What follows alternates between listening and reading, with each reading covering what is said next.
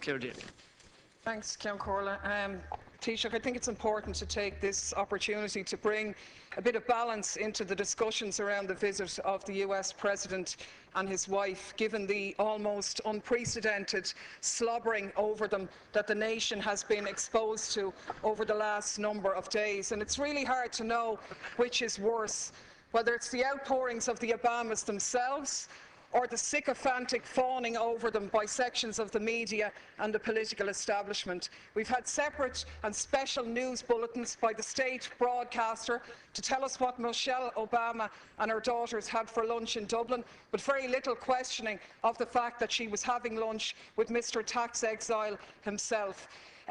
We had very little challenging of the fact that she's glad to be home, a country that she's been in less than a week and that her husband has very tenuous links in.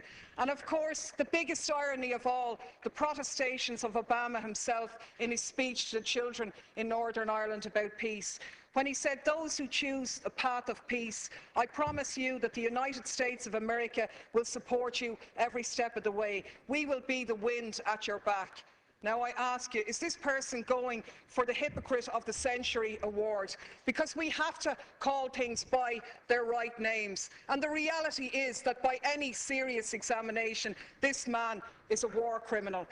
He has just announced his decision to supply arms to the Syrian opposition, including the jihadists, fueling the destabilisation of that region and continuing to undermine secularism and knock back conditions for women.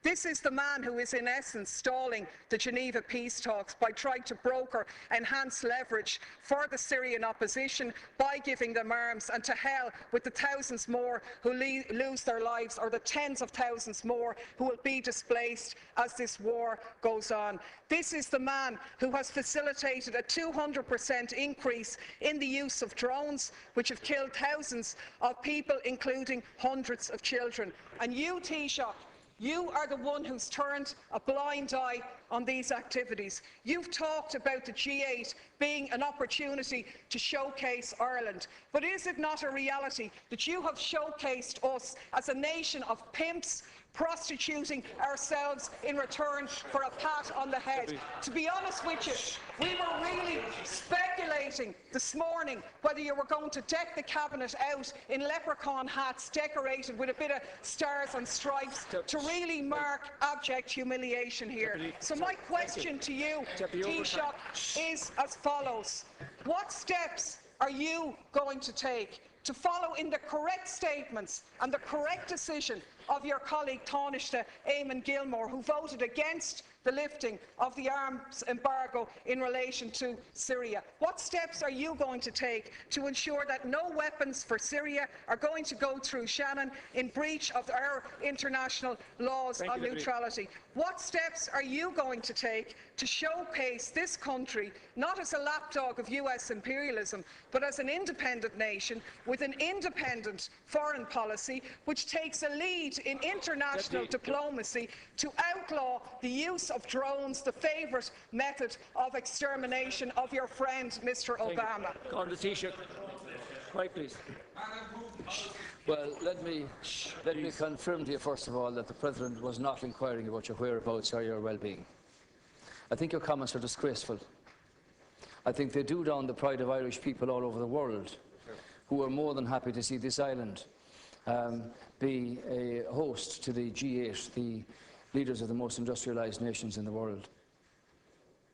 And for you, Deputy Daly, to stand up here and criticise the American President for giving a continuation of support for a fragile peace process in Northern Ireland, where over 3,000 people lost their lives over 30 years, is a disgraceful do-down. And if you represent those people on the back line over there, if that's the kind of comment that you intend to make, well then it's beneath you actually.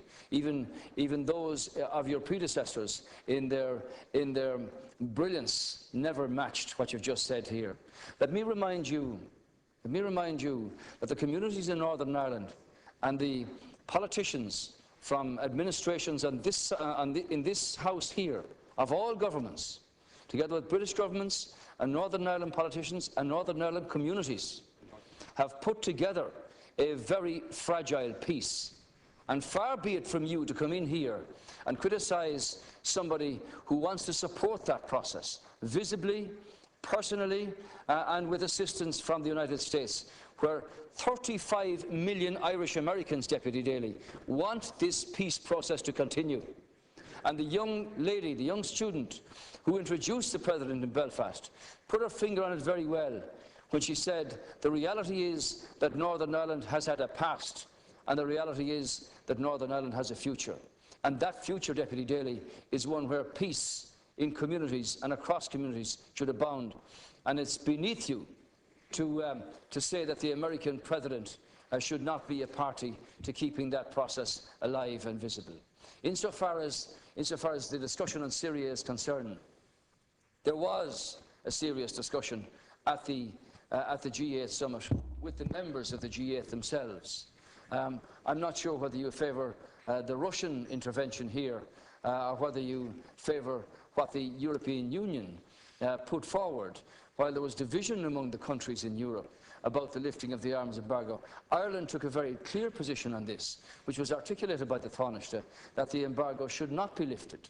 But the conclusion of the G8 summit was that the Geneva peace talks should take place. Nobody wants to see wanton slaughter and the exodus of hundreds of thousands of people from Syria.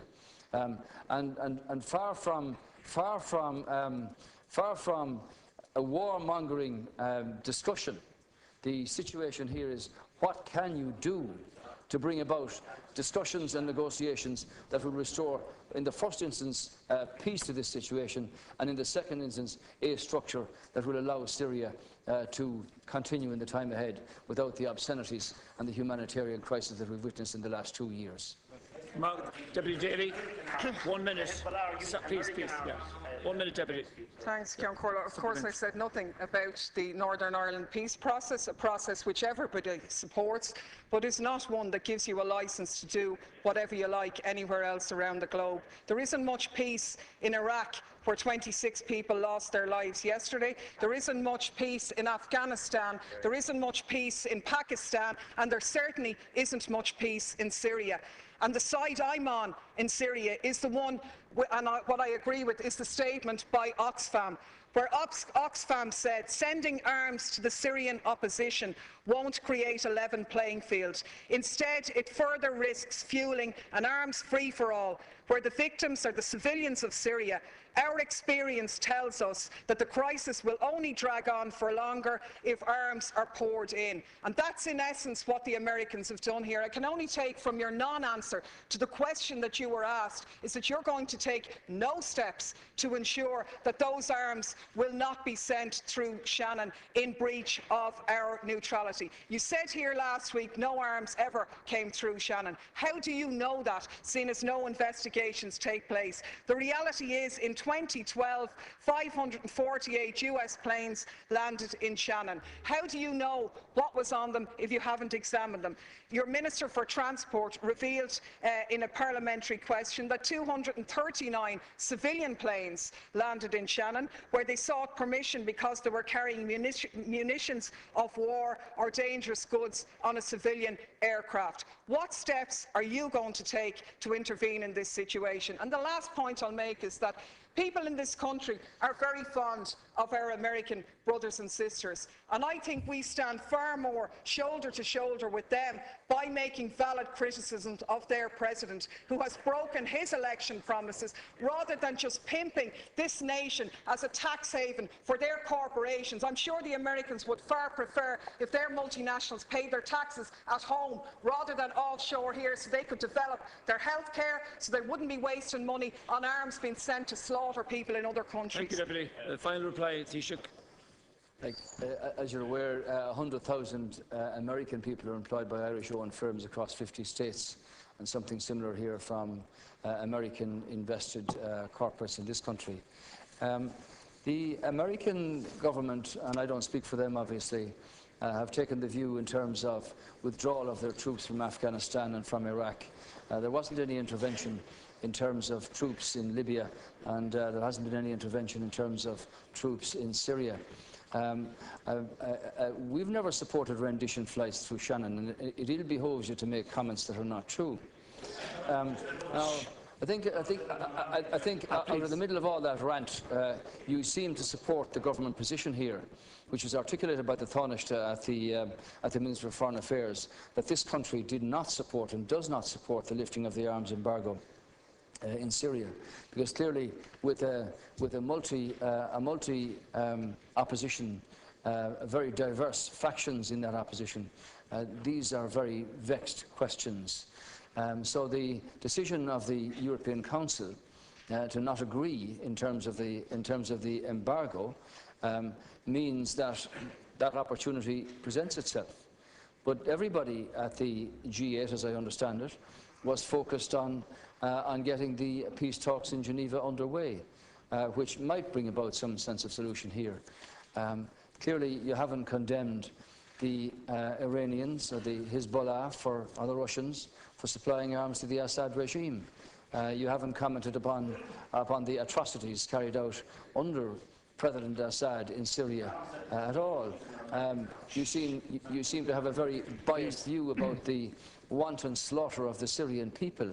And everybody on this side, insofar as we're party to the European Union, wants to see a structure that would bring about the removal of President Assad, but peace restored to that country and its troubled people, and the hundreds of thousands who have had to exit us across the border with nothing but their families and a few belongings with them.